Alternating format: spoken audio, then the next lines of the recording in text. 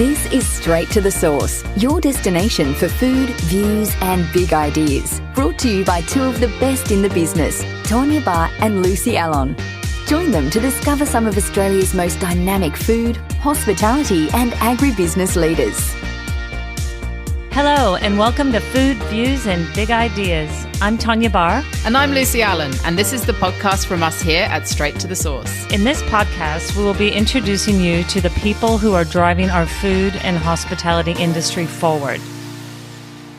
Whether it be on the land, in the water, in the kitchen, or from the boardroom. Each of our guests are playing a significant role in the evolution of Australia's food identity and culture, and we want you to know who they are, their views and their big ideas.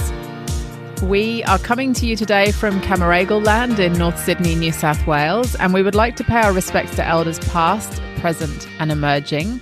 And we extend that respect to Aboriginal and Torres Strait Islanders here with us today.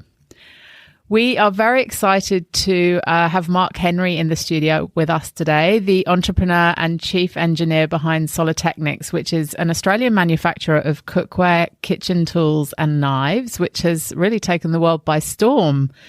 Welcome, Mark. Welcome to the studio. You've had an extraordinary career, and we've known each other for a while now.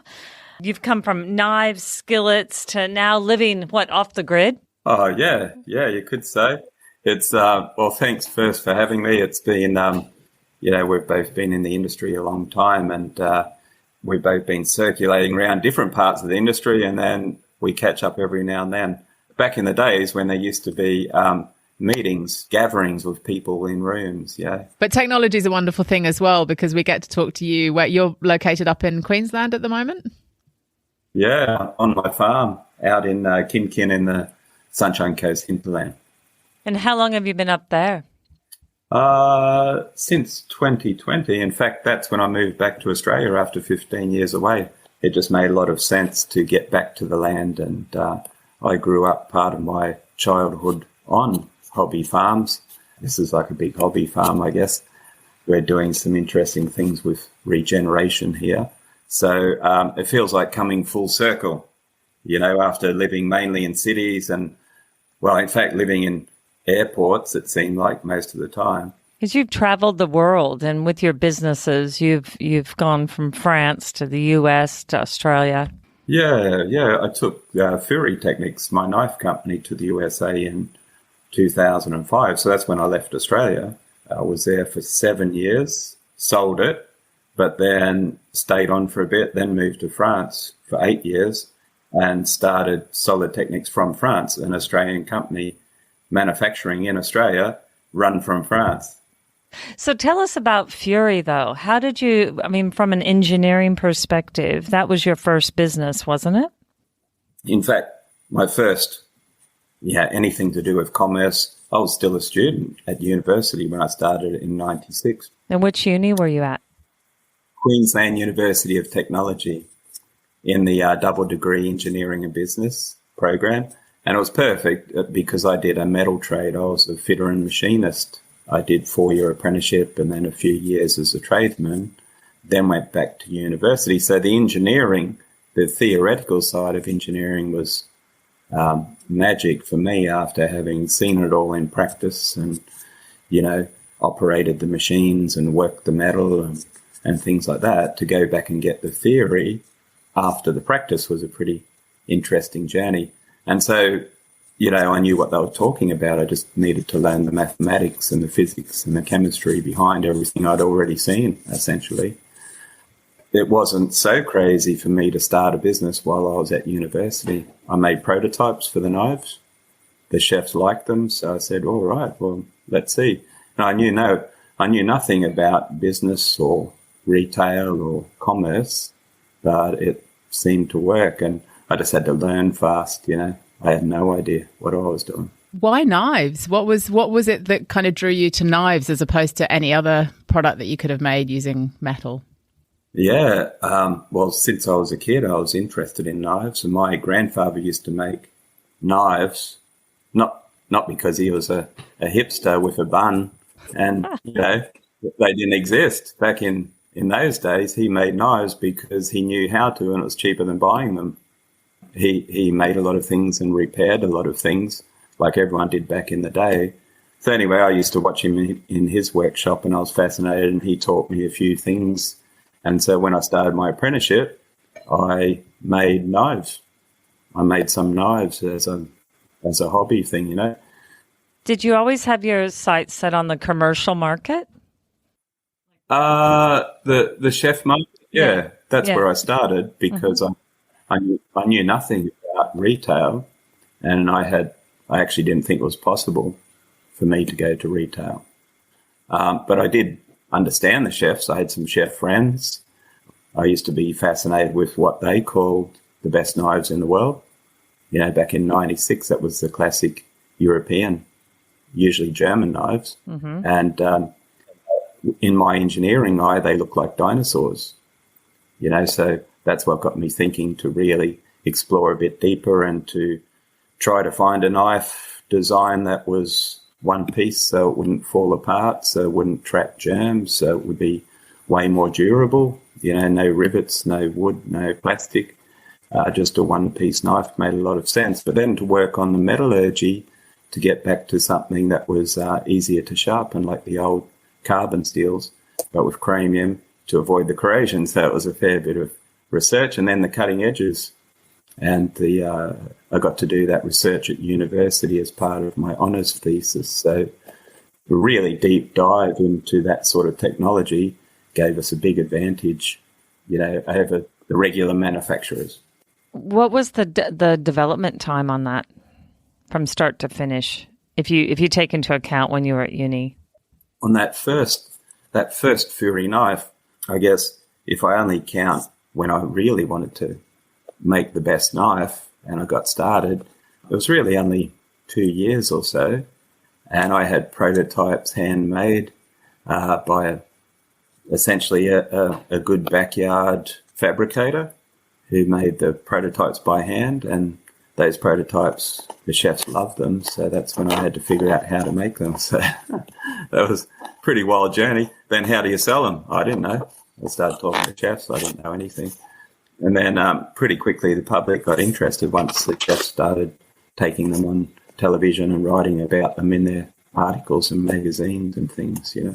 What was the chef's primary objective with a good, when they say a good knife? Is it obviously the cutting skill, that sort of goes without saying, but the balance as well, how it feels in the hand and the balance of the knife? Those are the things they think are important. What they don't realise is going on is a bit more complex than that. What it is, there's dynamics involved, not statics. So static handle comfort is very different to what's happening when you're really cutting something. Right. And repetitively, you know, for hours on end, or pushing with force. So that's something mechanical engineers understand a bit better, dynamic. So with the Fury range, when you built that business up and you decided you wanted to sell it, why did you decide you were ready to sell? Yeah, good question. Now this gets back to what's the meaning of life? What's most important? You know, why are you doing things? And I did it to develop the world's best knives out of, you know, that desire to innovate and leave a legacy of something important, something that was going to go on for generations. And these things are already in their second generation because the older chefs are getting their apprentices to use them. And some of those apprentices are growing up, so they're probably starting to recommend them as well. You know, leaving a legacy of good design is what motivates me. So we got so big, I took the company to the USA, like I said, in 2005. It got so big that I spent most of my days talking to accountants and lawyers and bankers and HR managers, and it wasn't what I wanted to do in the beginning. But when you get to that size, you know, if you want to keep control, you got to play at being CEO as well. And that's not so bad in a place like Australia. Try it in the USA. It's a whole different level of commercial brutality, you know. People who know me know I'm not motivated by the money. And so they were pretty surprised that I wasn't playing the commerce game the way they normally saw it. So, yeah, for me, it was all about products. But anyway, I could see there was probably no way out of that except for selling it. Had 2 young boys at home, babies, and I was barely seeing them. So I said, yeah, I'm going to start again, and I'm going to do it completely differently next time on my terms, and I'm going to write a black and white manifesto of how I'm going to run the second half of my life. That was the first half. That was my schooling. Now the second half is when I get serious and do things the right way. And that's more to do with things not related to commerce. So spirituality? Yeah, that, and family and friends, and helping to repair some of the damage that we've been doing. Not my company so much, because we make good, durable products that will go on for a long time, but regeneration in general in industry. Manufacturing in Australia, I knew it could be done. Everyone had forgotten how. Consumer products in particular had all disappeared from the Australian manufacturing scene, but I thought we could do it. So that was my challenge, to come back and manufacture in Australia, manufacture things that I've always wanted to manufacture in a country that people told me it wasn't possible to manufacture in any longer. That's like putting a red flag in front of a bull, though, isn't it? Yeah. Well, maybe that's what motivates me when people tell me it's impossible. Can't be done. So where did you start with that? Like, what was the starting point? Yeah, no, that's interesting, because it took me a few years of sitting down in silence to write this thing and to get the whole picture so clear that it could go into black and white and I would hold myself to it. But that wasn't in Australia, that was in France. Right. I sold the Food Technics business in 2008, hung around for a few years in the USA, then moved to France. I had a contract with Deboyer, the French manufacturer of culinary things, for a couple of years to start a knife business for them. And that's still, that's going really well for them, because they got really nice knives. They didn't know how to do them, and I knew how to do them. So we got together and collaborated on that. But anyway, that took 2 years to finish. And then instead of coming back to Australia, I thought, this is perfect. Now I've got the clear time to sit down and write this thing down and get it right next time around. And I knew I wanted to make cookware, but I had to solve the technical problems for that. So while I'm writing this manifesto, I'm working on the technical problems, because the chef said to me all these years, hey, you're making a one-piece knife. That's fantastic. Why don't you make us one-piece cookware with no rivets, in stainless steel and in something like our steel pans, but without rivets and without welds, just one piece. I said it wasn't possible, and that's when I caught my own red flag, because it had never been done, except for wrought iron was done with red hot lumps of metal and a big hammer for 3,000 years. You can actually forge out a one-piece pan if you've got really big arms and a big hammer and the patience to do it. You can forge your own pan from a block of steel, but it's not really recommended these days. So what I wanted to figure out is, how do we automate that and find a machine method to replicate wrought iron, making a one-piece wrought iron pan. And I found the method, and I've been thinking about it for 20 years at that point or more, because the chefs were always asking me this. So I knew there'd be something in it if I could get it fixed, this could be a popular thing. So I found the method and patented it, and then found the contract manufacturer in Australia on one of my trips back, and we did it. We made the samples, a bit like Fury all over again. Everyone loved the samples, so we said, all right, let's do it. It's been a pretty rapid rise since then. And that's with the wrought iron. And then people said, hey, all right, you did it in iron, but you won't be able to do it in stainless, because stainless steel doesn't conduct heat. That's why it's got layers of, the famous brands, the clad materials. They've got layers of aluminium or copper or something to help them conduct the heat, because the stainless steel they're using is a really bad conductor. So anyway, I did my research and went in a direction that I suspected, and found a material that conducts better than the best brands using all those clad materials in solid one piece. But you were creating this new business model, but then you went back to Fury. Was it around the same time? Around the same time, yeah. Both things were happening at the same time. Because Fury had changed hands 3 times. I sold it to a private equity firm in the USA. They took 3 years to destroy that, plus the 5 other brands they'd acquired. And they went Chapter 11 first, then Chapter 7, so they were bankrupt. So one of their management team bought the Fury stuff. I didn't want it back. They did so much damage by changing everything. They still had a shiny looking knife, but nothing like a real knife. And anyway, one of the management team bought it, tried to do it on his own steam, and unfortunately he lost everything. And then an Australian company bought the wreckage, and they knew me, so they said, hey, why don't you come back under contract and help us fix this, because the retailers still want it. They don't want it now unless we fix it. And so I did. I went back for a couple of years, 2 or 3 years, and part-time. I mean, I was still living in France and still working on my own thing, but I helped them by going back to my original specifications and remaking the Fury knives in the original, and at least as good, if not better than the original. So they're back to number 1 in Australia. They're still, there again, the biggest selling knife. 2, they're largely home cooks, but the chefs still buy them too because they're somewhat of a classic. They just work. Interesting thing is, I knew there was more potential in knives, and if we did something that was really purist, I spent some time in Japan forging knives too and sharpening knives, and that's what I wanted to do. Chisel edge, single bevel knives, and that's what we've just done for Solid Techniques and made in Australia. Like our cookware, made in Sydney from Australian materials, the iron cookware.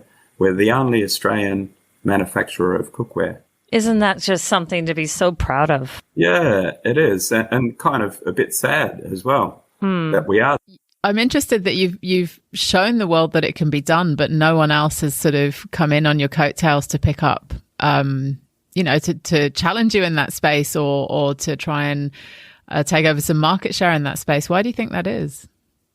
Because it's way harder than it looks. Yeah. That's often the way, isn't it? Yeah, if it was easy, it would have been done, but it's not easy. But what we do see pop up on Facebook, and I've seen a lot over the years, it's Australian importers of offshore cheap things that put a lot of Australian branding all over it. Australian owned, Australian family business, but they're really just getting a generic product from the Hong Kong Houseware Show or the Canton Fair, and they're rebadging it with very slick marketing and putting these enormous margins on it. I saw one the other day was just a generic, you go to Aldi and there's enamel-coated cast iron cookware. They have specials every now and then for $25, Mm-hmm. You get a oven for $25 because that's how cheap they are to make. Even less than that, they're making their margin, of course. I saw one the other day, $250 for basically the same thing from the same offshore country, but with a slick marketing campaign with lots of Australian owned and Australian designed and all this stuff. And it really is just a generic product like everyone else's.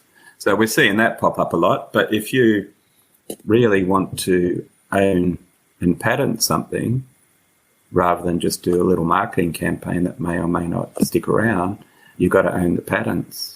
And to own the patents takes some serious innovation, Like we found a whole new way to make pans. Then with the knives, we found our Solidity knives, our Solid Techniques knives, we found a whole new way to make knives so we could make them in Australia. Because if we made what everyone else is making offshore, there's no chance. You've got no chance if you're manufacturing in Australia with Australian labour costs, Australian material costs, and ethical treatment of workers. It's why it's so important, isn't it, to when you see Australian owned or Australian branding on something, you really do need to ask questions and scratch a little bit below the surface and know the story of that product or produce. Yeah, and they do fool a lot of people. It's technically illegal to bluff people into thinking that it's from Australia when it's not. But, there's a lot of them getting away with it for now. You see that in textiles, but you see it in food as well. Yeah, percentages of inputs and stuff.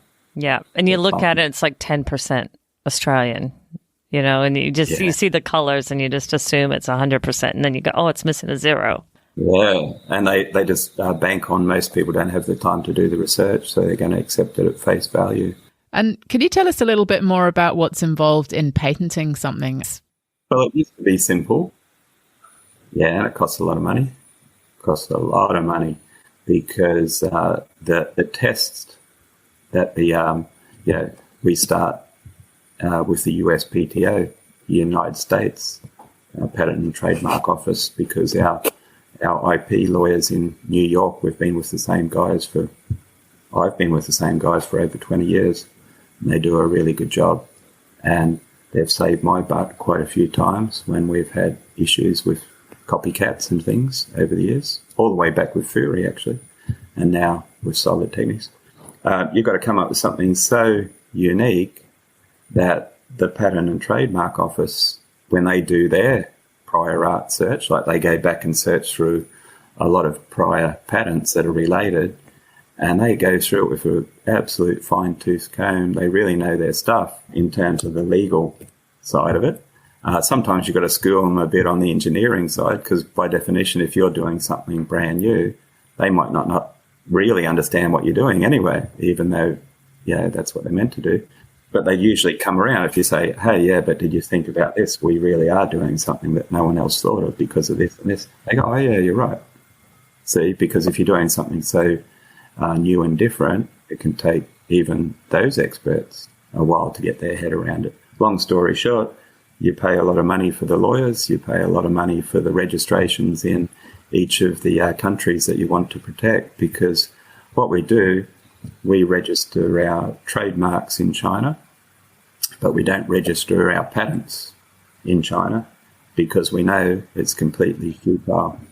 You're not going to go there and take a Chinese company to court for copying your product and exporting it overseas. It's just a waste of time. But we register our patents in all the countries that we want to develop a market in. So, we export some pretty serious volumes to Korea, Japan, the UK, USA, of course. And so that's where we hold all our patents in Australia, of course. What you do is, if you hold the patents in those countries, you don't worry about where the product came from. You go and sue the importer because it's their responsibility to not infringe something that's already patented. And that's way simpler than suing the Chinese factories. Has saved our butt quite a few times. So where do you see the Solid Technique range? Because you keep evolving and you keep pushing the envelope with it. I mean, you've gone through quite a few different stages of that process, and now you've just launched. Is it Quenched? Yeah. Oh, you've done your research, Tonya. That's patented too. I actually, yes, and I actually have one, and I've been cooking with it all week. Yeah. So how'd it go? Yeah. Well, you still invited me for the interview, so it must have been okay. Yeah, that's right. I'm loving it. I'm absolutely loving it.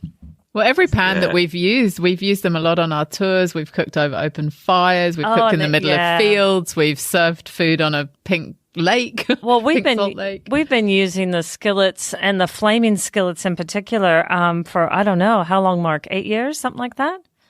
Yeah, you're one of the early adopters, and they're indestructible. You've found you can throw them in the fire, you can leave them out wet, they turn rusty. You scrub them, re-season them, keep going. We've had a few Qantas and Virgin baggage weight issues as a result of them.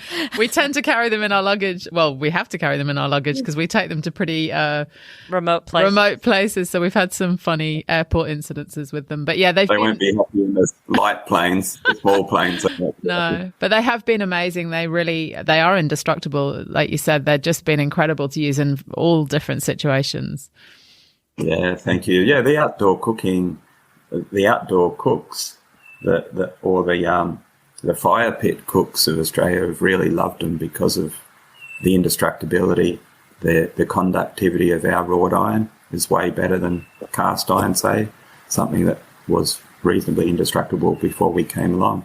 Ours are way more indestructible because they'll never crack like cast iron. I mean, I must say we look after them. So we dry them well. We put them in the cloth bags after every trip, and then we store them properly, which, is advised. Yeah, that helps. No, and the quenched, the main difference there is we actually invented a whole new way to season pans instantly by quenching a very hot pan into a vat of the right type of oil at the right temperature. It instantly creates a fantastic natural seasoning, just like you would build up seasoning in a cast iron skillet. In a cast iron skillet, except we do it instantly and with very little pollution, so and low energy input. So we patented that as well. Yeah, and the quenched ones, I mean, they clean much easier too, don't they? Yeah, it's a great finish they end up with because of that high temperature quenching. Well, just so you know, I've made brownies, I've fried halloumi, and I've cooked fish in my quenched. And so it's really, really a good piece of kit. Yeah. Yeah, thank you. But that's that sort of innovation with the quenched has been great. The other thing we're doing a lot of is a lot more knife models. So a lot in knives. We're doing a lot more hand tools. So, we've got just innovative type and very heavy duty turners and scrapers and things like that. And now it's a shame the video doesn't work for the interview, but that's the Solid Techniques tongs in one piece of 3mm ferritic stainless steel, and we're making them also in solid titanium. Oh, wow. We'll have to put a link in the show notes for people that can't see the screen that we can see. I don't know if I've mentioned to you, but my brother in LA, and he'll probably listen to this podcast, but he is a huge Solid Techniques fan. And I think he's purchased every single skillet on the market in the States. And one day I was talking to him and he's like, sis, you should check these out. And I'm like, I know Mark. I know all about him. And he's like, no way, And yeah, they've held that. He uses them inside, outside, as outdoor kitchen. He's just all over it. So it's really exciting to see this Australian-made, range available, in Europe and in the States, and doing so well and having such a wonderful reputation. I've got a question for you about that. You've lived overseas. You've lived in, the States and France, you said. What do you think it is about Australians and entrepreneurism? What do you think drives that? Do you think there's a certain characteristic that you've seen from living overseas? Yeah, I think there's a few things. Yeah, like the Kiwis. The Kiwis per capita are some of the most inventive on earth. Australians up there as well. And it's got a lot to do with distance. So in the old days, and it's reducing over time, in the old days, you couldn't buy something, you had to make it a lot of the time in places like Australia. And it's still going on in more remote countries with less retail shopping or internet. They're still inventing things because they have to, because they can't get them easily. So that's part of it in the old days. So it gave us that spirit of being able to solve problems ourselves on the spot. You mentioned earlier about going full circle, and now you're living on the farm. So on the property, are you forging knives and on the property, or what are you doing up there? Yeah. Well, we are forging knives, but for now it's prototyping knives. So our shed out the back is also our prototyping workshop. So a lot of new things I hand make there and test them myself. And, or features of new things that I want the manufacturer to then make a really good prototype of using the right machines and things. But I can get a fair bit done up in the shed to get to that point where we want to spend the money to make prototypes, manufacture prototypes, because they're expensive, So forging, we've got a forge, we've got the anvils, we've got the forges, we've got all the equipment to forge knives. It's just that we don't want to go into production up there. So, the staff come around, we have conferences here and retreats, and they start forging knives. We're working on knives so the staff can have their own knives, So what livestock do you have up there? We got Brangus cattle, mainly, and they're a beef breed, but we're breeders, so they're high quality animals. And we've got a lot of little calves popping out. We've got calves everywhere. So we'll sell them as cow-calf pairs. And a lot of those will be breeders again because of the good bloodlines.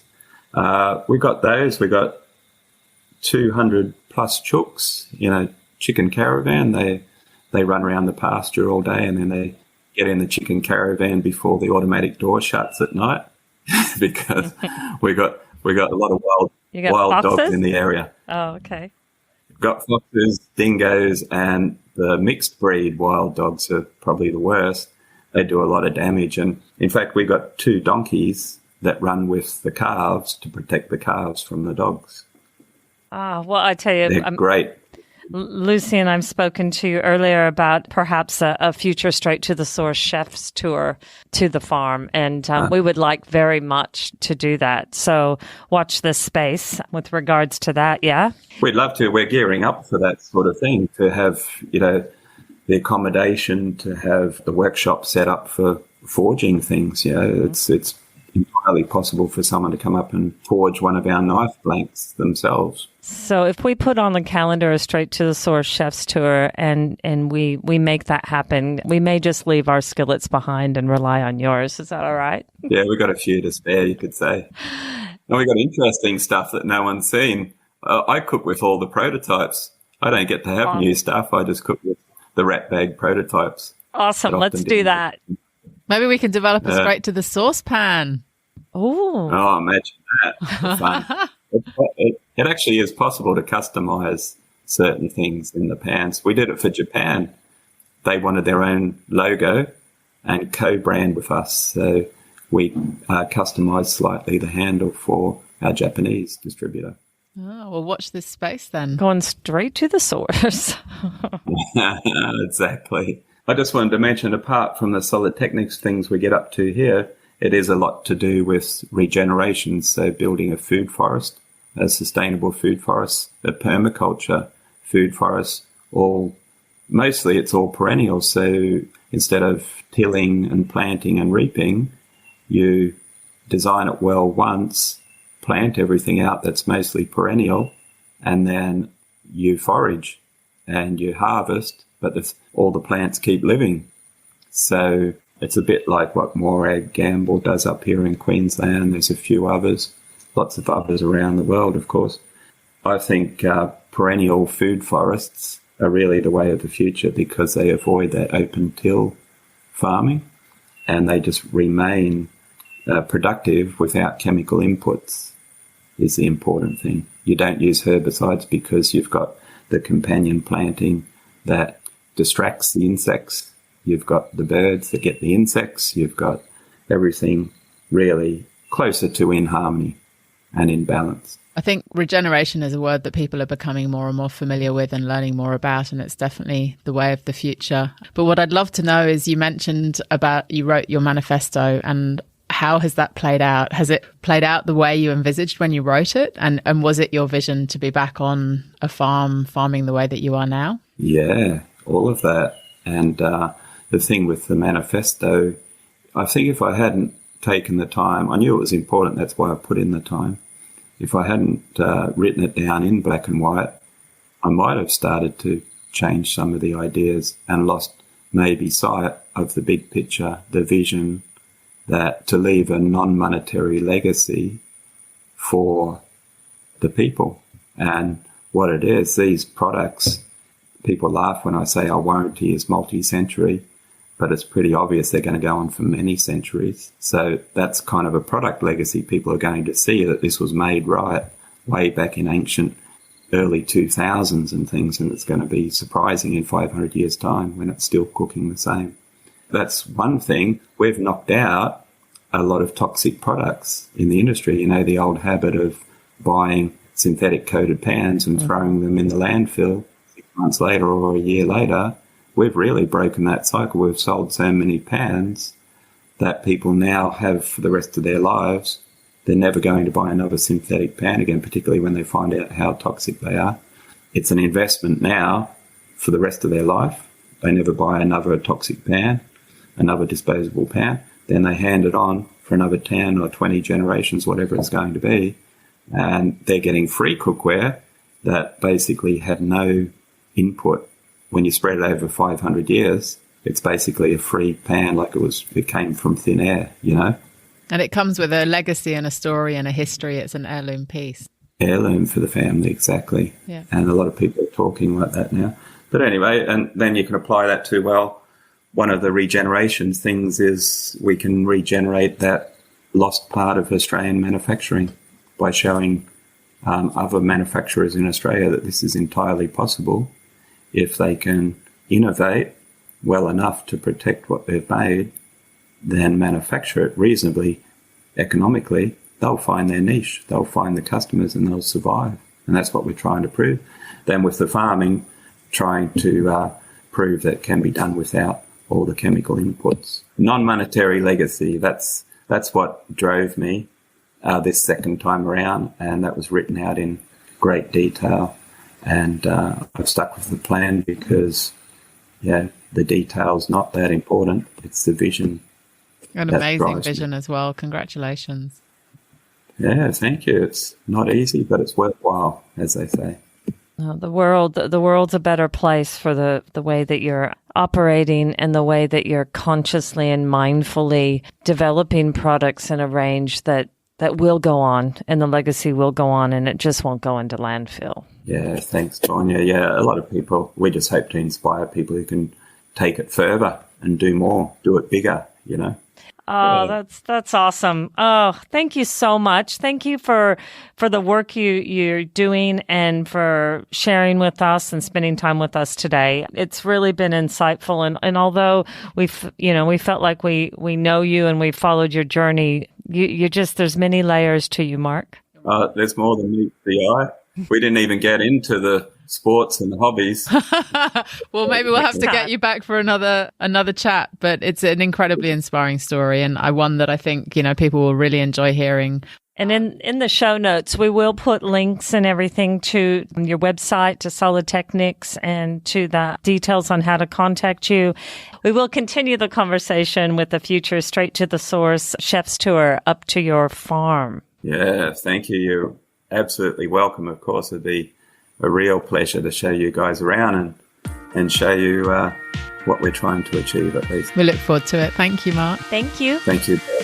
Much appreciated. Well, thank you so much for tuning in with us today. We really hope you enjoyed listening as much as we've enjoyed the conversation. You'll find links to anything mentioned in today's chat in the show notes. We have some extraordinary guests lined up, and we'd love for you to join us again. Please make sure you're following us on your favorite podcast app so you don't miss future episodes. We'd love feedback, good or bad, or perhaps a guest you'd love to hear from. Please just let us know. And the best way to stay up to date with what we're doing, who we're talking to, and where you'll find us around the country is to become part of our Straight to the Source community at straighttothesource.com.au/community. Until next time.